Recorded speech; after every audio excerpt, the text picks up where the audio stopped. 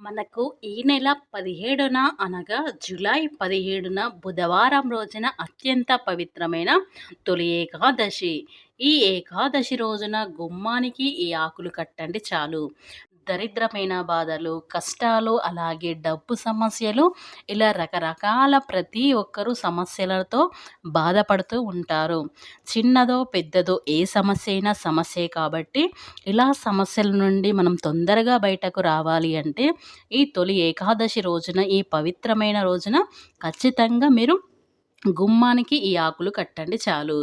గుమ్మానికి ఎవరైతే ఈ ఆకులు కడతారో వారికి విష్ణు యొక్క అనుగ్రహం కలుగుతుంది. అలాగే లక్ష్మీదేవి మీ ఇంట్లో తిష్ట వేసుకొని కూర్చుంటుంది. కాబట్టి ఇలాంటి పవిత్రమైన రోజు ఎవరైతే గుమ్మానికి కడతారో వారికి ఉన్న ఏ సమస్యలైనా సరే, చాలామందికి రకరకాల సమస్యలు ఉంటాయి. కాబట్టి ఈ రకరకాల సమస్యలు తొలగించుకోవాలంటే ఈ ఏకాదశి రోజున మర్చిపోకుండా గుమ్మానికి ఇవి కట్టండి చాలు. ఇలా కట్టడం వల్ల మీ దశ అనేది తిరిగిపోతుంది. ఇక మీకు రాజయోగం ఏర్పడుతుంది. మీకు విష్ణుమూర్తి యొక్క అనుగ్రహం అనేది తప్పక లభిస్తుంది. కాబట్టి మర్చిపోకుండా ఈ గుమ్మానికి ఈ ఆకులు కట్టండి చాలు. అయితే ఈ గుమ్మానికి ఏం కట్టాలో తెలుసుకునే ముందు ఫ్రెండ్స్, నా చిన్న రిక్వెస్ట్ అండి. ఈ వీడియో మీకు నచ్చినట్లయితే లైక్ చేయండి. అలాగే మాకు సపోర్ట్ చేయండి. మా ఛానల్ని కొత్తగా చూసినట్లయితే సబ్స్క్రైబ్ చేసుకోవడం మర్చిపోకండి. అసలు తొలి ఏకాదశి రోజున వ్రతాన్ని అసలు ఏ విధంగా ఆచరించాలి, ఉపవాస దీక్షను అసలు ఏ విధంగా పాటించాలో కూడా మన వీడియోలో తెలుసుకుందాం. తొలి ఏకాదశి వ్రతాన్ని అంటే ఉపవాస దీక్షను ప్రారంభించాలి అనుకునేవారు ఖచ్చితంగా దశమి రోజు రాత్రి నుండి ఉపవాస దీక్షను ప్రారంభించాలి. ఉపవాస దీక్ష చేయకపోయినా ఎవరైనా సరే తొలి ఏకాదశి రోజున తెల్లవారుజామునే నిద్రలేచి కాలకృత్యాలు తీర్చుకొని ఆ తరువాత ఇంటిని వాకిలి శుద్ధి చేసుకొని తలంటు స్నానం ఆచరించి శుభ్రమైన వస్త్రాలను ధరించి కుంకుమ ధరించాలి. ఆ తరువాత లక్ష్మీనారాయణ ఫోటోని లేదా వెంకటేశ్వర స్వామి పటానికి గంధం కుంకుమ బొట్లు పెట్టాలి. ముందుగా అంచమనం చేసి నెయ్యి దీపాన్ని వెలిగించాలి. తొలి ఏకాదశి అంటే ప్రత్యేక పర్వదినం కాబట్టి విష్ణుమూర్తి పూజించాక ముందు పసుపు గణపతిని పూజించాలి. ఒక పసుపు గణపతిని చేసిన అందులో వినాయకుని ఆవాహన చేసి ముందుగా ఆయనకు పూజలు చేసి నైవేద్యాన్ని సమర్పించాలి. ఆ తరువాత విష్ణుమూర్తిని తులసిమాలతో అలంకరించాలి. విష్ణుమూర్తికి ఈ తొలి ఏకాదశి రోజు తులసితో పూజించడం వల్ల అఖండ రాజయోగం ఏర్పడుతుంది. విష్ణుమూర్తికి అలంకరణ అంటే చాలా ప్రీతి. ఈ రోజున పేల పిండిని శ్రీ మహావిష్ణువుని నైవేద్యంగా పెట్టాలి. ఈరోజు ఇలా పేలపిండిని నైవేద్యంగా పెడితే లక్ష్మీనారాయణ కరుణ కటాక్షాలు మీకు లభిస్తాయి. అలాగే గోధుమలతో చేసిన బెల్లం పరమాన్నాన్ని నైవేద్యంగా సమర్పించాలి. తొలి ఏకాదశి రోజున విష్ణు పురాణం, విష్ణు సహస్రనామం, విష్ణు అష్టోత్తరం మరియు భగవంతంలోని శ్లోకాలను పారాయణం చేయడం వల్ల ఎంతో పుణ్యం లభిస్తుంది. మంత్రాలు రాని వారు ఓం నమో నారాయణ అనే నామ, భాగవతే వాసుదేవాయ అనే స్మరించుకున్నా సరిపోతుంది. ఇలా చేయడం వల్ల విష్ణుమూర్తి యొక్క అనుగ్రహం ఎప్పుడు వారికి లభిస్తుంది. ఇక ఈరోజు చాలామంది కఠిన ఉపవాసాలు చేస్తారు. అంటే మంచినీరు కూడా తాగకుండా ఉంటారు. అలా చేయడం అస్సలు మంచి కాదు. పాలు, నీరు, పచ్చి పండ్లు అన్నీ తీసుకోవాలి. ఉపవాసం అంటే దేవుడికి మనం మనసుని దగ్గరగా ఉంచడం అనే అర్థం. అంతేకాని ఉపవాసం ఉండి వేరే విషయాలపై మనసు లగ్నం చేస్తే ఎటువంటి ప్రయోజనం ఉండదు. అలాగే జాగ్రత్తగా చేయాలి కదా అని రాత్రి సినిమాలు చూస్తూ ఉంటే చేసిన ఫలితం మీకు లభించదు. కాబట్టి చేయగలిగితేనే ఉపవాస దీక్షను చెయ్యండి. లేదా విష్ణుమూర్తిని మనసారా వేడుకున్న మన ప్రేమ మన కుటుంబంపై తప్పక అనుగ్రహం కలుగుతుంది. తొలి ఏకాదశి రోజున ఎవరైనా సరే విష్ణువుకు సంబంధించిన ఆలయానికి వెళ్ళాలి.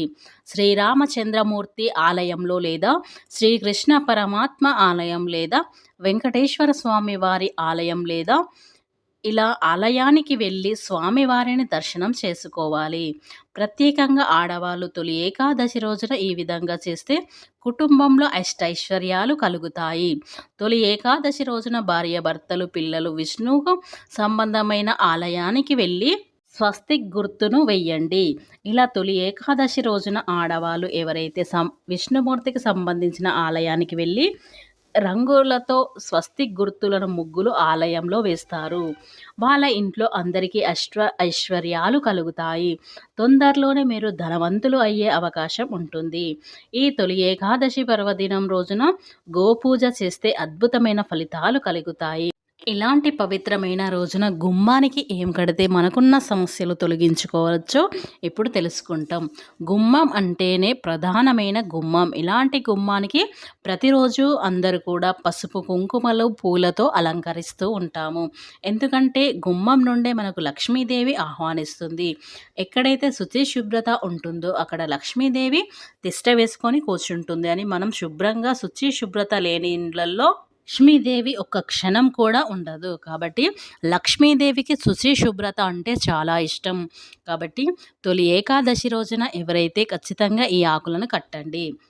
అయితే మీరు శుచిగా ఉదయాన్నే లేస్తారు కదా, లేచిన తర్వాత మీ పనులన్నీ ముగించుకున్న తర్వాత ఇంటి ప్రధాన ద్వారాన్ని పసుపు కుంకుమలతో పూలతో అలంకరించుకోండి. అలంకరించుకున్న ఇంకా ఈ ఆకులని కట్టండి.